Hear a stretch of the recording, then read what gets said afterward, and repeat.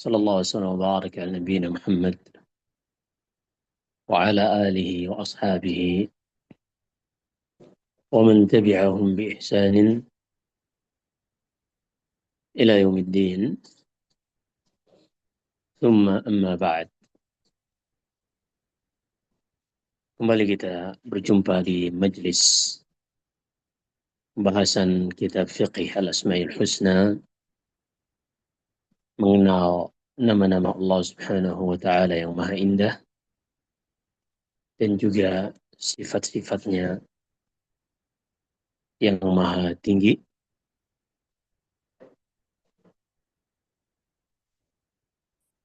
InsyaAllah Ta'ala pada hari ini kita akan bahas tentang nama Allah Subhanahu wa Ta'ala Al-Qawi Al-Matin. Al-Qawi dan Al-Matin sendiri memiliki makna mutaradif.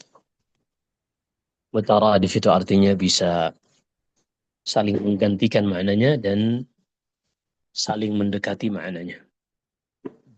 Seperti Al-Kabiru Al-Azim yang sebelumnya sudah kita bahas, maka memiliki substansi makna yang bisa saling menggantikan atau maknanya saling berdekatan. Al-Qawi dari kata-kata Al-Quwah. Nama Allah Subhanahu wa Ta'ala Al-Qawi berasal dari kata Al-Quwah yang artinya diadopsi dalam bahasa Indonesia, bahasa Melayu, yaitu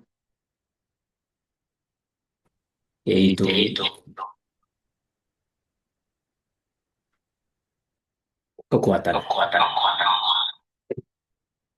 Baik. Saya izin untuk pindah ke akun yang satu lagi. Baik.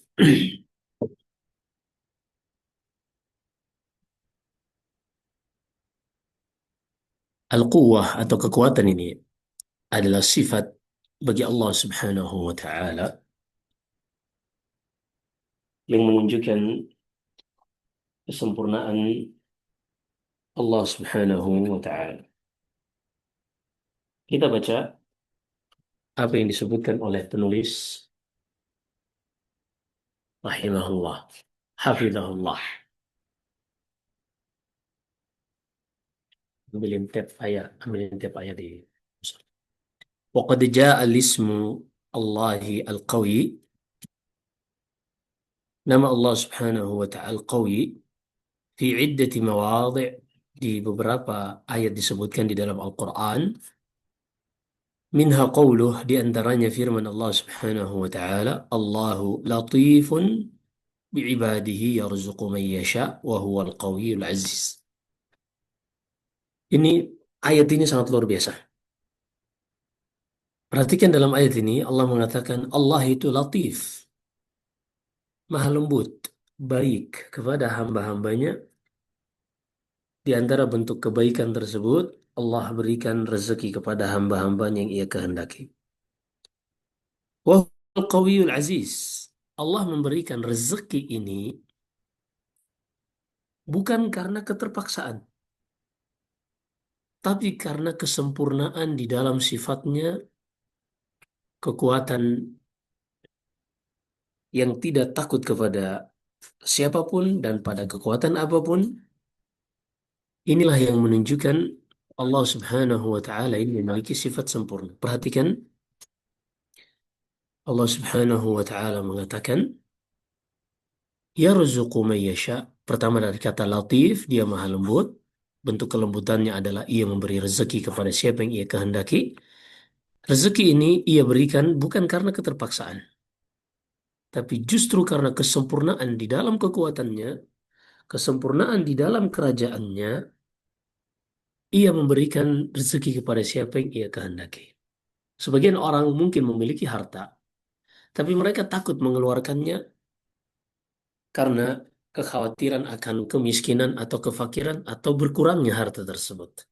Sehingga membuat mereka pelit.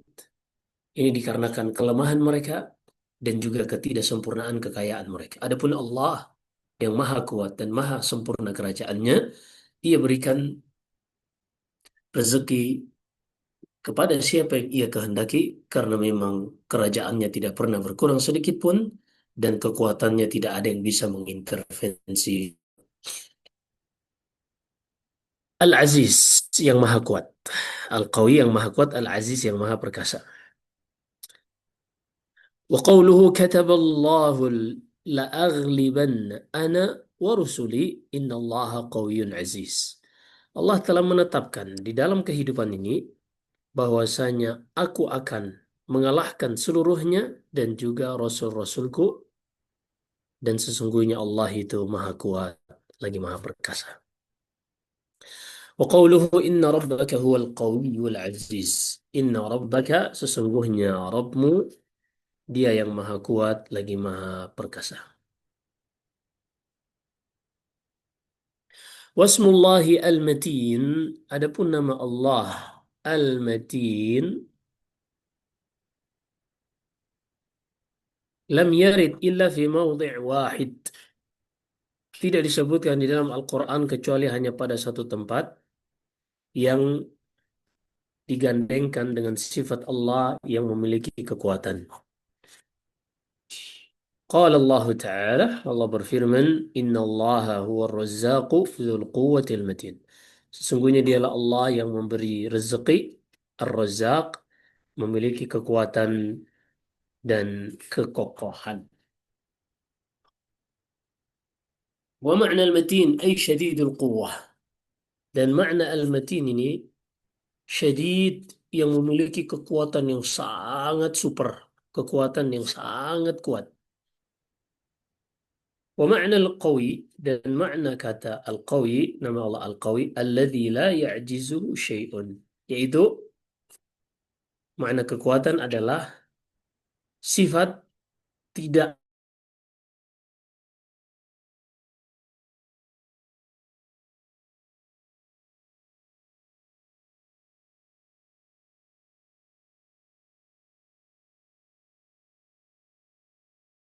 menghalanginya.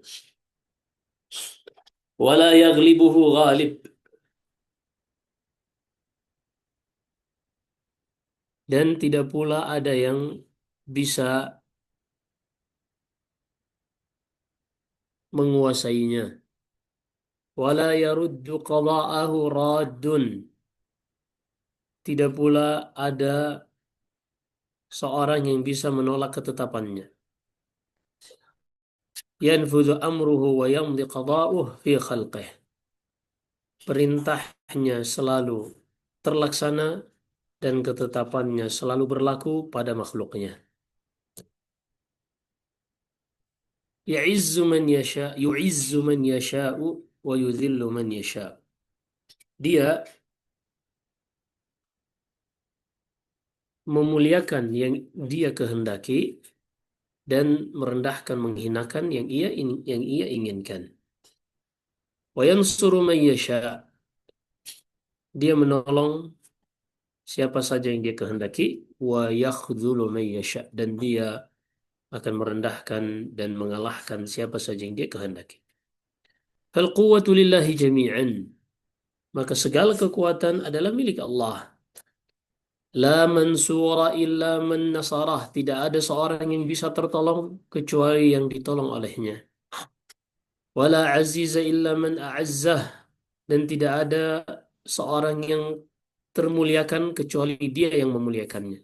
Wa kadzalikal makhdhulu man khadalahu Allah.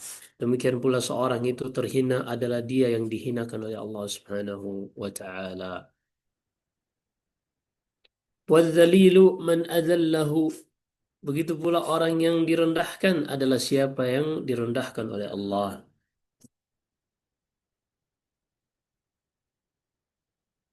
Qala Allah Ta'ala, Allah berfirman, "Yansurkumullahu fala ghaliba lakum." Jika Allah yang telah menolong kalian, tidak akan ada yang bisa mengalahkan kalian.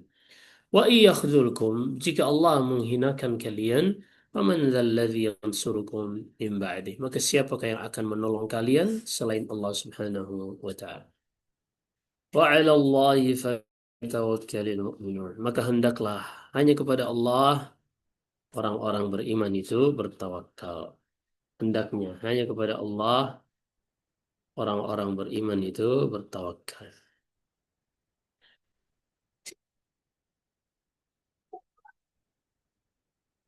Kemudian kata Allah Subhanahu kemudian kata penulis hafizahullah wa qala ta'ala, dan Allah berfirman, walau tara walau yara alladhina zalamu idh yarawna al-'adzaba anna al-quwwata lillahi jami'an wa anna Allah syadidul 'adzab. Dan orang-orang zalim mereka akan melihat nanti di hari kiamat, pada saat itu yang mereka lihat hanyalah azab, yang mereka lihat hanyalah azab, dan segala kekuatan hanyalah milik Allah, dan bahwasanya Allah itu maha pedih azabnya, dan bahwasanya Allah itu maha pedih azabnya.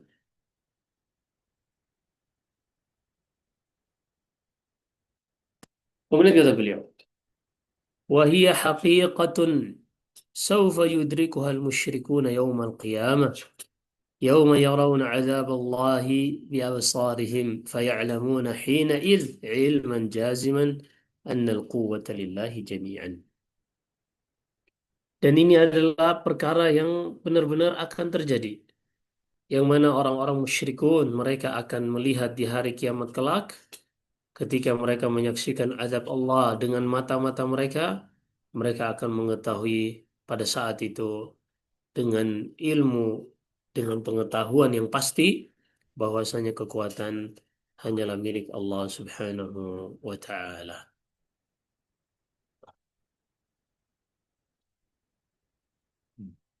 وقد عميت أبصارهم في الدنيا عن رؤية شواهد قوته ودلائل قدرته فاتخذوا الأنداد وعبدوا الأوثان وتعلقت قلوبهم بما لا يعطي ولا يمنع ولا يخفض ولا يرفع ولا يملك لنفسه نفعا ولا ضرا فضلا عن أن يملك شيئا من ذلك لغيره.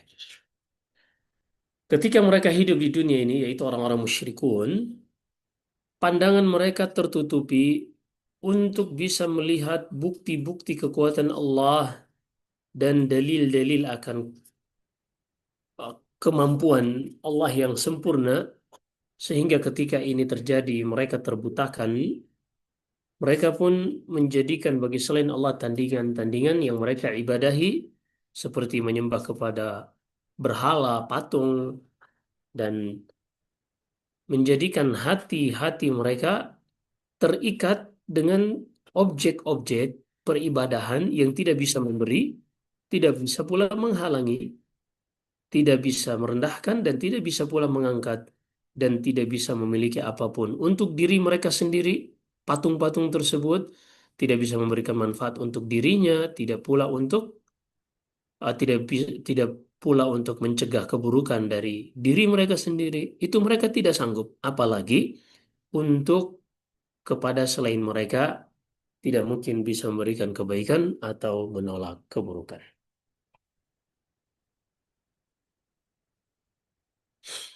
Baik. Hada wa min syawahid quwwatihi nasruhu li anbiya'ih.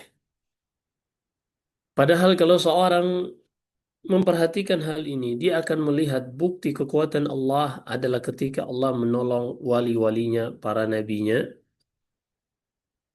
begitu juga menolong wali-walinya. Wa fi qasasil anbiya fil Qur'ani khairu syahidin ala hada. Dan kisah-kisah yang Allah sebutkan tentang para nabi di dalam Al-Quran adalah sebaik-baik bukti yang menjelaskan akan hal ini.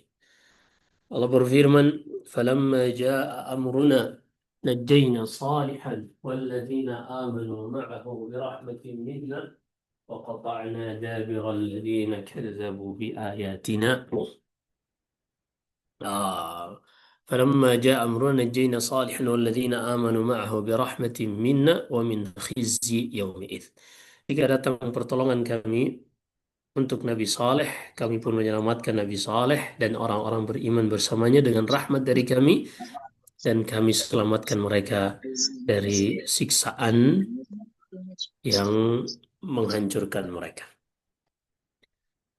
Inna rabbaka huwal qawiyul aziz. Sesungguhnya Rabbmu, dialah yang maha kuat lagi maha perkasa. Wa qala ta'ala, dan juga Allah berfirman, la yansuranna Allahu man yansuruh. Allah Subhanahu wa taala akan menolong siapa-siapa saja yang menolong agamanya. Sesungguhnya dialah Allah yang maha kuat lagi maha perkasa. Dan juga Allah berfirman, kataballahu al-aghlibanna ana wa rusuli. Allah telah tetapkan akulah yang akan menang dan juga rasul-rasulku. Sesungguhnya Allah maha kuat lagi maha perkasa. Qala ta'ala wa kafallahu al-mu'minin al-qital. Allah berfirman, dan Allah cukupkan orang-orang beriman sehingga mereka tidak perlu berperang dan langsung ditolong. Ini terjadi pada perang Ahzab, perang Khandaq. Wa kana Allahu qawiyyan aziza, dan Allah itu maha kuat lagi maha perkasa.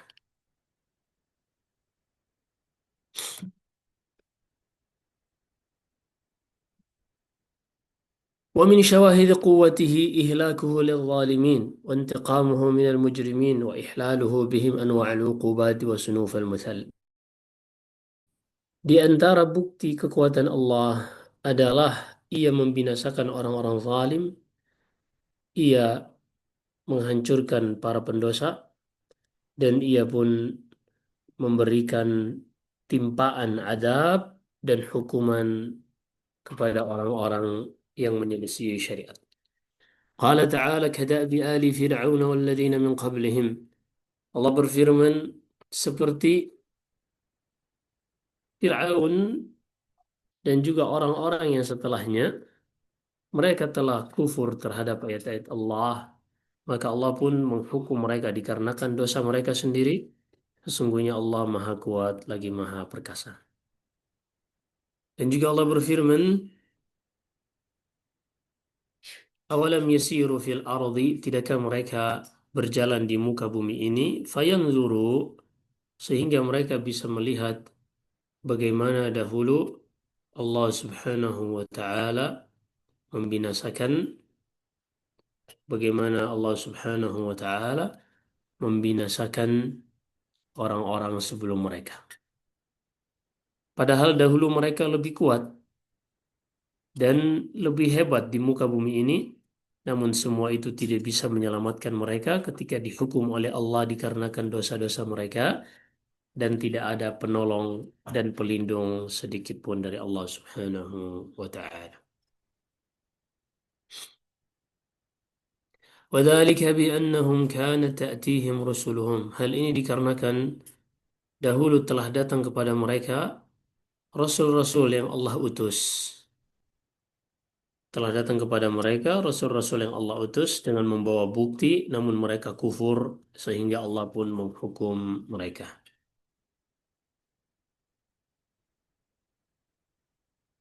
Innahu qawiyyun syadidul iqab. Sesungguhnya Allah dialah yang maha kuat lagi maha pedih siksaannya.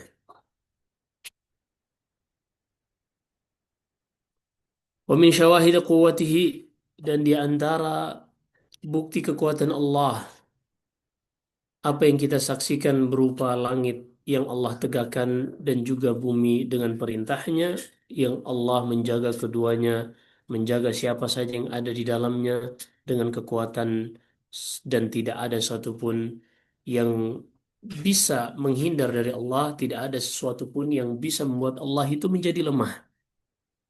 Artinya besarnya langit dan bumi tidaklah membuat Allah menjadi lemah untuk mengatur semua itu. Wala ya'uduhu hifdhuhuma wa huwal aliyul azim. Seperti pada firman Allah, uh, penjagaan langit dan bumi itu tidaklah membuat Allah sama sekali menjadi lemah.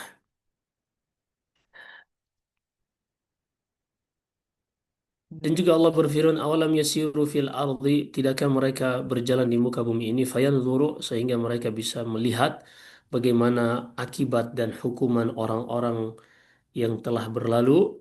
Dahulu mereka lebih kuat, lebih maju peradabannya. Ketahuilah,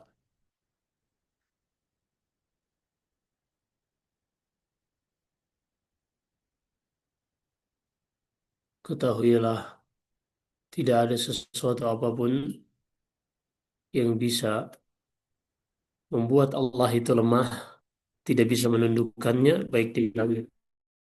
Sesungguhnya dialah yang maha berilmu, lagi maha mampu atas segala sesuatu. Baik, kita lanjut lagi. Wa min syawahidi quwwatihi, di antara bukti kekuatan Allah, anna rizqa biyadihi yu'tihi man yasha. Rezeki itu di tangan Allah, ia berikan kepada siapa yang ia kehendaki. Allah berfirman, Allahu latifun bi'ibadi. Allah itu maha lembut terhadap hamba-hambanya. Ia memberi rezeki kepada siapa yang ia kehendaki, dan dia maha kuat lagi maha perkasa. Dan juga Allah berfirman, Inna Allah wa razzaqu dzul quwwatil matin. Sesungguhnya dialah Allah pemberi rezeki dan pemilik kekuatan yang kokoh. Wala haula lil 'abdi fi jalbi naf'in au daf'i dhurrin wala quwwata illa billah. Tidak ada kekuatan secara independen bagi hamba di dalam memberikan manfaat untuk dirinya atau menolak keburukan kecuali dengan izin Allah Subhanahu wa taala. Allah berfirman, "Walaula id dakhalta jannataka qulta ma sya Allah la quwwata illa billah." Dua sekiranya ketika engkau masuk ke dalam kebunmu ini, engkau mengatakan, Maha suci Allah, tidak ada kekuatan kecuali dengan izin Allah Subhanahu wa taala. Baik, kita baca satu halaman lagi insyaallah. ومن شواهد قوته أنه لا مفر إلا إليه ولا ملجأ للعبد ولا منجأ منه إلا إليه. Di antara bukti kekuatan Allah, tidak ada seorang yang bisa berlari kecuali semuanya kembali kepada Allah, dan tidak ada yang bisa meminta pertolongan. Tidak ada tempat untuk berlindung bagi hamba. Tidak ada tempat yang bisa memberikan keselamatan kecuali hanya kepada Allah. Allah berfirman, "Wala yahsabanna alladziina kafaru sabaqu innahum la yu'jizun." Jangan pernah mereka menyangka orang-orang kafir bahwasanya mereka telah mendahului, telah selamat, karena mereka itu sama sekali tidak akan mampu untuk selamat dari Allah Subhanahu wa taala. Dan juga Allah berfirman, "Wa anna dhananna an la nu'jizallaha fil ardi wa la nu'jizahu haraba." Para jin mengatakan, kami menyangka bahwasanya kami bisa luput dari Allah Subhanahu wa taala, melakukan sesuatu yang Allah Subhanahu wa taala tidak bisa membatasi kami padanya.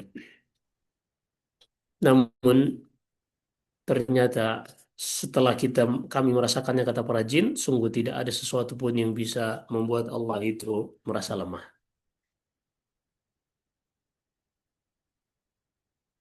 Dan juga Allah berfirman, وَمَنْ لَا يُجِبْ دَاعِيَ اللَّهِ فَلَيْسَ بِمُعْجِزٍ فِي الْأَرْضِ وَلَيْسَ لَهُ مِنْ دُونِهِ أَوْلِيَاء.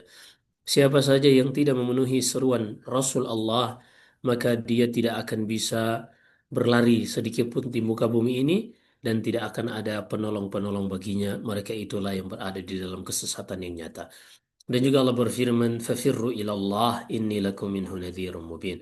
Maka berlarilah kalian kembali kepada Allah Subhanahu wa taala, sesungguhnya aku adalah pemberi peringatan yang nyata untuk kalian.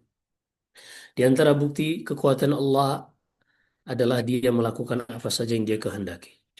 Tidak ada sesuatu pun yang terjadi di alam semesta ini, baik itu pergerakan atau diamnya sesuatu, atau turunnya, naiknya sesuatu, mulia atau hinanya sesuatu, adanya seorang diberi rezeki atau ditahan dari rezeki, semuanya dengan izin Allah. Dia melakukan apa saja yang dia kehendaki, tidak ada yang bisa mencegahnya dan tidak ada yang bisa mengalahkannya. Sebaliknya, dialah Allah yang menundukkan segala sesuatunya dan segala sesuatu rendah di hadapannya, sebagaimana Allah berfirman, Ala lahul khalqu wal amr, ketahuilah milik Allah lah segala penciptaan dan juga perintah. Maha suci Allah, Rabb semesta alam. Dan juga Allah berfirman, tidak ada satupun rezeki yang Allah bukakan bagi manusia berupa rahmatnya, dan maka tidak akan ada yang bisa mencegahnya. Artinya rezeki apa saja yang Allah bukakan dan rahmat untuk hambanya, tidak akan ada yang bisa mencegahnya. Dan apa saja yang Allah tahan, tidak akan ada yang bisa memberikannya kepada hamba. Dan dialah yang maha kuat, lagi maha memiliki hikmah. Dan juga Allah berfirman, yudabbirul amra, dialah yang mengatur urusan dan tidak ada pemberi syafaat di sisinya kecuali setelah mendapatkan izinnya. هذا وإن إيمان العبد بهذا الاسم يثمر فيه انكسارا بين يدي الله وخضوعا لجانبه وخوفا منه سبحانه ولجوءا إليه وحده. Perhatikan ini, seorang hamba ketika beriman dan mengetahui makna nama ini, Al-Qawi Al-Matin, akan memberikan ke dalam hati seorang hamba ini merasa lemah di sisi Allah Subhanahu wa Ta'ala. Dia akan tunduk di sisi Allah Subhanahu wa Ta'ala. Dia akan takut kepada Allah dan dia akan berlari menuju kepada Allah Subhanahu wa Ta'ala. Sehingga dia benar-benar menyerahkan tawakalnya hanya kepada Allah dan menyerahkan segala keagungan hanya kepada Allah. Dia menyerahkan seluruh urusannya, semuanya hanya kepada Allah, dan dia berlepas diri dari kekuatannya diri sendiri dan kemampuan dia sendiri, namun dia menyandarkan semuanya hanya kepada Allah Subhanahu wa Ta'ala. ولهذا كانت كلمة لا حول ولا قوة إلا بالله. Sehingga dengan memahami ini kita mengetahui bahwasanya makna kalimat la haula wala quwata illa billah. Tidak ada daya dan kekuatan kecuali dengan izin Allah. Ini adalah sangat luar biasa, memberikan kekuatan yang besar bagi hamba dan memberikan pengaruh yang besar di dalam kehidupan seorang hamba.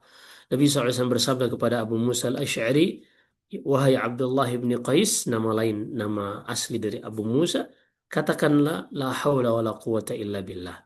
Karena ketika engkau mengucapkan ini semuanya adalah simpanan di surga. Diriwayatkan Bukhari dan Muslim. Dan juga diriwayatkan Imam Ahmad dari hadis Abu Dzar Al-Ghifari, ia mengatakan, yaitu Abu Dzar, kekasihku Nabi sallallahu alaihi wasallam mewasiatkanku dengan 7 hal. Kemudian ia menyebutkan salah satunya wa amarani an uktsira min qawli, ia memerintahkanku untuk memperbanyak ucapan la haula wala quwata illa billah, karena ucapan ini adalah simpanan berharga di bawah arsy Allah Subhanahu wa taala. Wa hiya kalimatu islamin wa istislam. Dan la haula wala quwata illa billah ini adalah kalimat yang menunjukkan keislaman dan penyerahan diri seorang hamba kepada Rabb-Nya. Ia mengetahui tidaklah kembali kepada sesuatu melainkan hanya kepada Allah, dan dia berlepas diri dari kesombongannya, dari kekuatannya sendiri kecuali dengan izin Allah. Ia menyadari bahwasanya hamba tidaklah memiliki sedikit pun dari urusan melainkan dengan izin Allah, dan dia mengetahui tidak ada tipu daya, tidak ada upaya dalam mencegah keburukan kecuali dengan izin Allah. Begitu pula tidak ada kekuatan untuk mendapatkan kebaikan kecuali dengan izin Allah. Wala tahulu lil 'abdi an ma'siyatin illa ta'ah, dan tidak ada yang bisa mencegah seorang hamba dari maksiat kecuali ketaatan kepada Allah. Wala min maradin wala min maradin ila sihhatin wala min wahnin ila quwwah, dan tidak pula seorang bisa dicegah dari penyakit agar tetap sehat, dan juga tidak dicegah dari kelemahan untuk tetap kuat, dan tidak pula dari kekurangan agar tetap bertambah, melainkan semuanya dengan izin Allah Subhanahu wa taala. Wala quwwata lil 'abdi 'ala al-qiyami bi ayyi sya'nin min syu'uni illa billah. Dan seorang hamba mengetahui tidak ada kekuatan baginya untuk melakukan urusannya kecuali dengan izin Allah Subhanahu wa taala. ومن قال هذه الكلمة محققا ما دلت عليه من التوكل والتفويض وحسن الالتجاء هدي ووقي وكفي. Siapa saja yang mengucapkan kalimat ini dengan merealisasikan makna yang ditunjukkan olehnya, baik itu tawakal atau penyerahan diri kepada Allah dan kembali kepada Allah, maka dia akan diberi hidayah, akan dijaga dan dicukupkan urusannya oleh Allah. Wa kana min aqwan nasi qalban, maka manusia yang paling kuat hatinya dan yang paling baik kondisi dan tempat kembalinya adalah orang yang banyak mengucapkan kalimat ini dan dia merealisasikan maknanya. Wafil athar disebutkan dalam sebagian athar, man sarrahu an yakuna aqwan nasi falyatawakkal 'ala Allah. Siapa saja yang menginginkan agar dia menjadi orang paling, maka hendaklah dia bertawakal kepada Allah. Wa man sarrahu an yakuna aghnan nas. Siapa saja yang ingin menjadi manusia terkaya, maka falyakun bima fi yadillahi awthaq. Maka hendaklah dia lebih meyakini apa yang ada di sisi Allah daripada apa yang ada di tangan manusia. Nah, ini akhir dari yang kita bahas pada bab ini. Walhamdulillahirabbil alamin. Baik, Alhamdulillah. Jazakallahu khairan Ustaz atas penyampaian materinya. Baik, akhwat sekalian, kami buka sesi tanya jawab. Jika ada pertanyaan bisa ditanyakan langsung atau boleh ditulis di kolom chat. Fadlna. Assalamualaikum warahmatullahi wabarakatuh. Assalamualaikum warahmatullahi wabarakatuh. Izin bertanya Ustadz. Nah, fadhal. Ya. Eh, saya ada saudara yang sekarang ini sedang sakit parah. Waktu beliau sakit, kita tanya, katanya beliau itu ada pegangan gitu loh Ustadz. Maksudnya Hmm. itu pegangan yang Ya, ya, ya. seperti perdukunan gitu lah Ustadz. Akhirnya kami keluarga itu sudah membakar semua yang ada beliau simpan, yang berupa fisik sudah kami bakar semua. Nah, bagaimana cara kami mengeluarkan pegangan itu dari tubuh beliau karena beliau sendiri eh, bilangnya sih sudah keluar, cuman kami yakin itu tidak semudah itu keluar. Nah, bagaimana cara kami keluarga itu untuk membantu beliau untuk mengeluarkan barang halus tersebut, Ustadz? Jazakallah khair. Nah, Allah Subhanahu wa taala berfirman di dalam surat Al-Falaq, "Qul a'udzu birabbil falaq min syarri ma khalaq wa min syarri ghasiqin idza waqab wa min syarri an-naffatsati fil 'uqad wa min syarri hasidin idza hasad." Di dalam surah ini Allah sebutkan bahwasanya ada yang namanya sihir an-naffatsat, yaitu sihir yang dihembuskan pada buhul-buhul, baik itu sihir yang sifatnya untuk menyakiti orang lain atau sihir yang disebut dengan as-sarf wal atuf, sihir yang bertujuan untuk memberikan kekuatan tertentu kepada seorang atau membuat agar orang ini lebih dicintai oleh pasangannya dan seterusnya. Ini semuanya adalah bagian dari sihir dan perdukunan. Dan untuk seorang berlepas dari hal seperti ini, tentunya pertama dengan bertobat dari semua itu, kalau memang dia yang mengusahakannya sendiri, karena ada sebagian orang yang dia mengusahakannya sendiri, ada juga kiriman dari orang lain. Kalau seandainya dia mengusahakannya sendiri, maka dia bertobat kepada Allah Subhanahu wa taala. Kemudian dia melakukan pengobatan-pengobatan yang diajarkan di dalam Al-Qur'an dengan meruqyah diri sendiri. Setelah dia bertobat tadi, dia meruqyah diri sendiri, menjaga zikir pagi dan petang. Hanya saja di dalam perkara-perkara seperti ini, hasil dan manfaatnya itu akan terasa tergantung pada keyakinan dan kesungguhan seorang ini di dalam menjalani pengobatan ruqyah ini. Karena ruqyah ini terkadang kita membacanya sampai khatam sekian kali, membaca mushaf untuk meruqyah diri sendiri tapi tidak terasa manfaatnya. Ini dikarenakan kita tidak terlalu yakin dengan hal tersebut. Disebutkan Ibnu Al-Qayyim rahimahullah, maka salah satu kesuksesan ruqyah adalah dengan dia meyakini bahwasanya hal tersebut benar-benar akan menyembuhkan penyakit yang sedang dia rasakan. Kemudian yang berikutnya, di antara yang disebutkan oleh Nabi Sallallahu Alaihi Wasallam, karena kita ketahui badan yang dimasuki atau yang dimasukkan benda-benda seperti itu halus ataupun yang real, ini adalah badan tubuh yang gersang dari mengingat Allah Subhanahu wa taala, yang gersang dari ketaatan sehingga dengan mudah syaitan itu masuk. Maka selain seorang melakukan tindakan-tindakan preventif seperti zikir pagi petang, kemudian dia melakukan tindakan-tindakan untuk memberikan pengobatan seperti ruqyah tadi, juga dia melakukan banyak ketaatan. Nabi SAW bersabda, La taj'alu buyutakum qubura. Jangan kalian jadikan rumah kalian seperti kuburan yang tidak dilakukan ketaatan padanya. Begitu begitu pula hati yang tidak membaca Al-Quran, yang tidak mengingat Allah, ini seperti hati yang gersang bagaikan kuburan yang menjadi sarang para jin. Maka seorang untuk mengusir, karena kalau seandainya kita mengatakan tadi benda ini halus, maka yang dimaksud adalah kekuatan-kekuatan dari jin, dan semuanya itu akan hilang ketika seorang uh, menyibukkan dirinya ini, menyibukkan hatinya, mengisinya dengan ketaatan kepada Allah Subhanahu wa taala. Dan ini butuh kejujuran dari pasien tersebut, dari orang yang sedang diuji dengan penyakit ini. Maka tadi tentunya dia meruqyah dirinya sendiri, tapi harus memperbaiki kembali keyakinannya dan kesungguhan kejujurannya di dalam berobat dengan ruqyah ini. Kemudian dia menjaga zikir pagi petang, karena siapa saja yang menjaga zikir pagi dia akan dijaga seharian sampai waktu sore, begitu juga sore sampai waktu pagi. Kemudian dia juga memperbanyak ketaatan-ketaatan.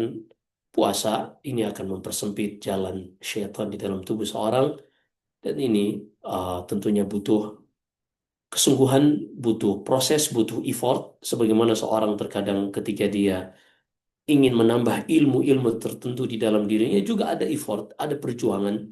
Mereka terkadang harus menyembelih ayam tertentu, ada puasa putih selama 40 hari. Kenapa kalau mereka untuk mendapatkan ilmu-ilmu seperti itu siap untuk melakukan perjuangan, melewati semua prosesnya, tapi ketika dia ingin terlepas dan berobat, dia tidak sanggup. Maka tentunya ini harus disadari sehingga seorang mengetahui penyakitnya dan mengetahui solusi apa yang bisa dia lakukan. Demikian wallahu a'lam. Dan saran kami untuk tidak perlu meminta diruqyah, karena memang ruqyah itu yang menyembuhkan bukanlah orang yang meruqyah, tapi ayat Al-Quran yang dibacakan ketika ruqyah. Sehingga kembali kepada kejujuran hati orang tersebut. Wallahu a'lam. Afwan Ustadz, bagaimana jika orang tersebut itu jahil, jadi beliau memang tidak ada ilmu agama sama sekali. Terus beliau ini kondisinya sudah usianya sangat lanjut, sudah Hmm. 85 tahun. Allahu musta'an. Jadi beliau ini hanya terbaring di kasur. Jadi kami keluarganya yang membantu apa ya, Oke, merawat beliau baik, gitu Ustadz. baik, baik. Iya, tidak mengapa diruqyah, tidak mengapa diruqyah kalau memang kondisinya sudah seperti itu. Dia kalau memang seorang melihat kondisinya membutuhkan untuk diruqyah, memperlihatkan hal-hal yang aneh, diruqyah, kemudian diingatkan dan dibacakan Al-Quran di sekitarnya, baik untuk tujuan meruqyah orang tersebut atau untuk menghindarkan gangguan syaitan dari dalam rumah. Di dalam hadits Aisyah, inna syaitan yahrubu min baitin yuqra'u fihi suratul Baqarah.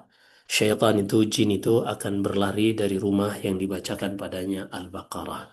Iya, tidak mengapa diruqyah, atau misalnya seorang uh, membacakan Al-Fatihah pada air, atau air zam-zam atau air apapun, lalu diberikan untuk diminum, itu juga baik sebagaimana disebutkan dari para salaf. Wallahu a'lam. Jazakallah khair Ustadz. Jazakum.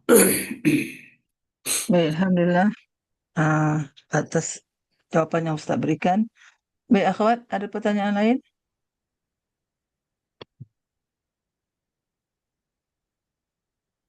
Assalamualaikum warahmatullahi wabarakatuh. Eh, Jazakum. Ya, Ustadz, izin bertanya mungkin masih berkenaan dengan hal tersebut Ustadz, tapi ini beda ini. Jadi ini di rumah di daerah ibu saya tuh masih banyak apa namanya? Itu Ustadz orang yang percaya memakai pesugihan gitu loh Ustadz. Dan ibu saya cerita sering sekali uangnya tuh kehilangan gitu Ustadz. Maksudnya beliau misalkan mengambil uang 3 juta gitu. Tapi nanti misalkan dalam dibagi 1 juta, 1 juta, 1 juta. Dan dalam 1 juta itu diambil 100, 100, 100 gitu. Nah pertanyaannya Ustadz, bagaimana ya cara kita mengantisipasi tersebut gitu.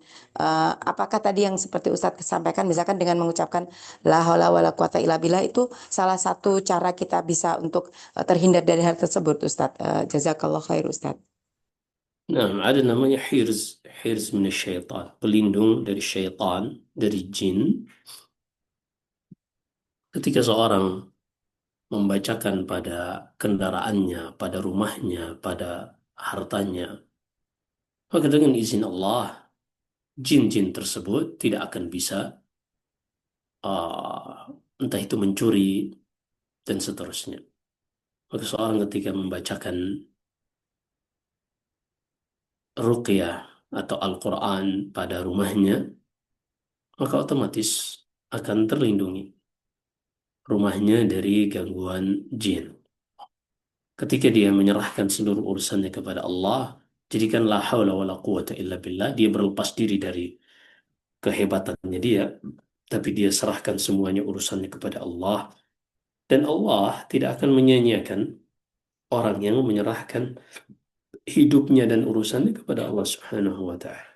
Nah, maka zikir la haula wala quwata illa billah atau zikir-zikir yang lain, membaca surah Al-Baqarah, surah Al-Falaq, An-Nas untuk melindungi diri dan rumah, begitu juga harta, keluarga. Ini adalah ajaran Nabi kita Muhammad sallallahu alaihi wasallam. Wallahu a'lam. Ya, jazakallah khair, Ustadz. Baik, Alhamdulillah atas jawabannya Ustaz. Jazakallah khair. Ah, baik, satu pertanyaan terakhir jika ada.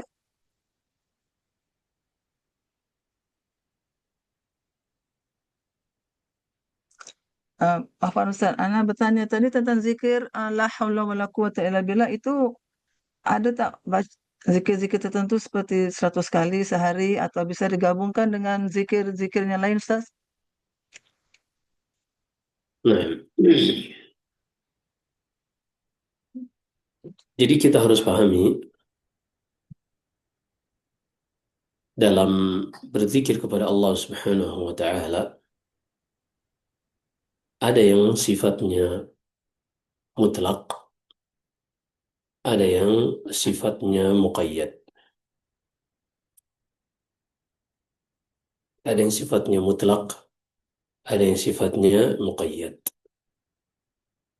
Pada yang mutlak, tanpa terbatas waktu dan tempat,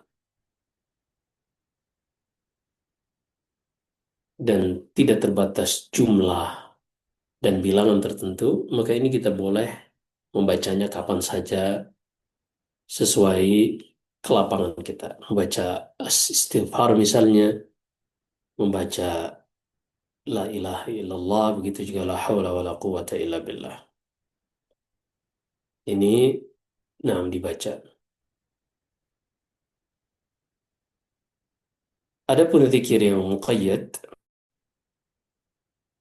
itu zikir yang syariat telah menyebutkan waktu tertentu untuk membacanya atau tempat tertentu atau jumlah bilangan tertentu. Atau jumlah bilangan tertentu. Adapun zikir muqayyad dengan la haula wala quwata illa billah ini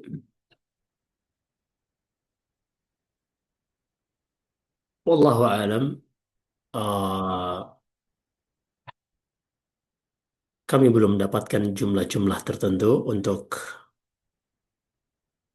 membaca la haula wala quwata illa billah dengan bilangan-bilangan tertentu.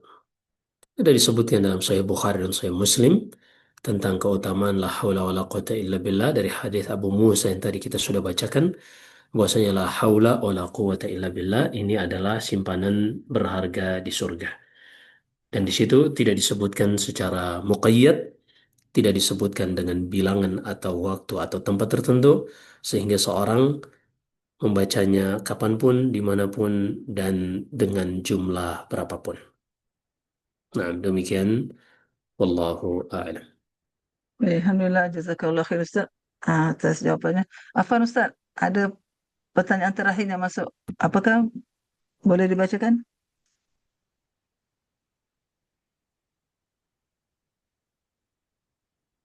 Gimana Ustaz? Ada pertanyaan terakhir yang masuk? Nah, nah, lah, Mas. Baik. Nah, ini pertanyaannya, Ahsanallahu ilaikum Ustaz. Izin bertanya, bagaimana ketika meruqyah orang lain, kita memahami yang menyembuhkan adalah Allah. Tetapi kadang merasa jika kami yang membacakan khawatir manfaatnya tidak begitu mempunyai pengaruh. Silakan Ustaz. Iya, iya. Allah Ustaz. Iya, itu dari talbis iblis, dari tipu daya syaitan untuk membuat seorang mukmin tidak percaya diri. Dan di sini juga lemahnya kita. Kita menyangka yang menyembuhkan itu kita, sehingga kita khawatir ini orang sembuh atau tidak. Padahal dokter saja dalam ilmu pengobatan modern, ketika dia sudah melakukan screening, kemudian menetapkan obat, belum tentu pasiennya sembuh.